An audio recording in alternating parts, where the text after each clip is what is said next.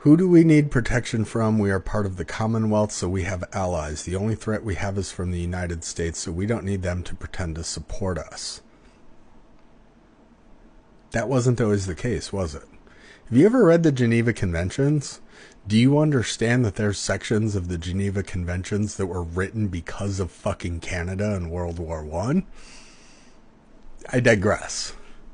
This is going to be a lengthy and seemingly convoluted post, and people who followed me for a while are going to recognize some themes that I've talked about over the last 3 years, but it's going to tie it all together. What you're talking about is true today, but it wasn't always true. The current geopolitical structure that we operate in emerged after World War II, where you essentially had a bipolar or duopoly system. You had Russia anchoring the Soviet Union and the Eastern Bloc countries in the East, and you had the United States anchoring the Allied powers or the NATO powers in the West. And we were at odds with each other. We were asked to be the world's policemen after World War II. We were one of the only countries left with a viable fucking military to do it. The US and Canada were kind of the only two countries left. Anyways, that is the system that operated from roughly 1947-48 all the way up until 1991. Almost 50 years. Really, you could say up until like the early 2000s. So, yeah, like 50 years that system operated. Once the Soviet Union collapsed, it became a sort of singular pole. It became U.S. dominance, U.S. hegemony. That's what everybody complains about now. The U.S. economic colonialism that everybody complains about now. That wasn't always the case. It used to be a bipolar system. Now it is a monopolar system. During that time, Canada was absolutely a fucking target. There's no question in anybody's mind. Are you fucking kidding me? If the Soviets could have sniped Canada to come over to their side, that would have been a crown jewel in their cap. If you don't think the Soviets during the Cold War were absolutely trying to infiltrate Canada, I don't know what to tell you. Why do you think they went to fucking Cuba and Fidel Castro? Because it was 90 miles off of our fucking coast in Florida. Their attitude was, hey, you've got West Germany, you've got Italy, you've got all these European countries that have weapons and military in our backyard. We want some in your backyard too. That was Nikita Khrushchev's entire rationale for plucking off Cuba and putting missiles in Cuba in the early 60s, the Cuban Missile Crisis. His thinking was, you've got nukes in our backyard. If we have nukes in yours, we don't need these big standing armies. It's mutually assured destruction. That's where the concept of mutually assured destruction came from. Canada, from a political standpoint, if Russia or one of those Eastern powers could have picked off Canada politically, that would have been a big feather in their cap, and it would have put a lot of pressure on the United States and the Western powers. Just like we were trying to do the same thing in East Germany, we were trying to do the same thing in Poland, we were trying to do the same thing with countries under their sphere of influence. So to think that Canada has never been under threat from anybody is nonsensical when you look at history. That's how this current system evolved. Now, what the hell does that have to do with what's going on today? What does this have to do with Donald Trump and current world events? If you followed me long enough, back in 2022, when Russia invaded Ukraine, I started talking about some of this same history and how Alexander Dugin is the inspiration for Vladimir Putin's worldview in Eurasianism, and how the goal of Eurasianism is basically to say, hey, this current geopolitical model that we operate under is no longer valid. And maybe we need to flip the whole board over and start from scratch creating regional alliances. What do you think BRICS is about?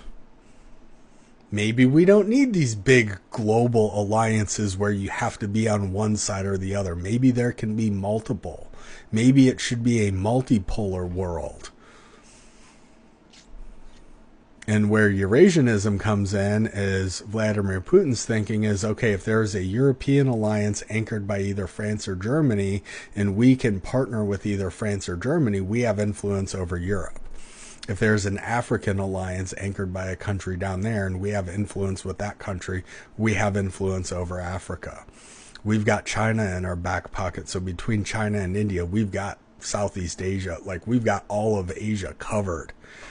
You go to South America, Brazil is the biggest player in South America. If we've got them in our pocket, we have influence over South America. You just took over the whole fucking world in terms of influence without firing a single shot. This is very much in line with China's Belt and Road Initiative. Very much in line with that. Hey, we're going to do business with the biggest players in the region and let them be the biggest power players in that region. And now they're all under our umbrella, and their regional countries are under their umbrella. We control everything without firing a shot and without having to have direct control over everything.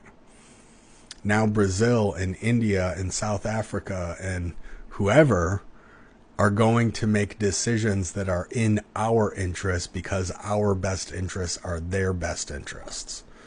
So now you have a network of regional alliances. And I'm going to be honest with you, there is some legitimacy to having that conversation. Maybe the way we did things in 1950 doesn't really apply today. It's a different world. There are different things that are issues today than there were in 1950s. That is a legitimate conversation to have. That doesn't mean Vladimir Putin and Xi Jinping should be the ones to decide what that new map looks like. Donald Trump is picking up on that.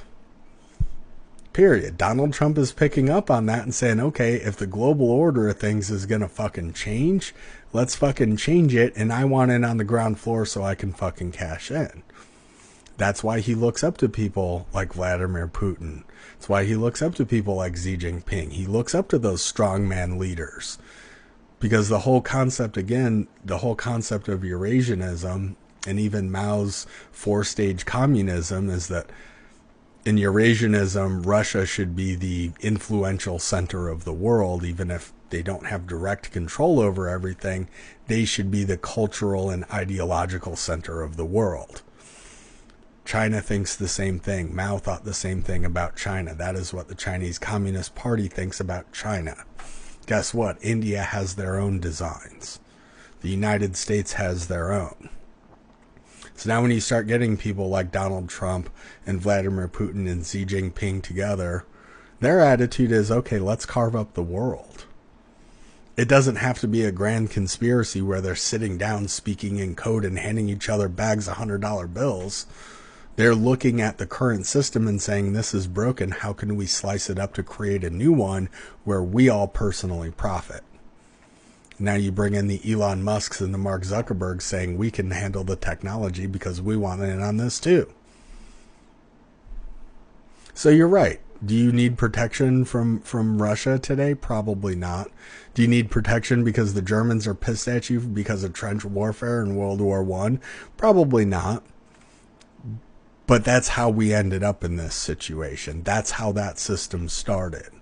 The question is, what is the new system going to look like? And that's where the war in Ukraine comes from. That's where Israel invading Gaza comes from. That's where China's influence and saber rattling about Taiwan comes from. That's where the trade wars about natural resources comes from. That's where the Belt and Road Initiative comes from.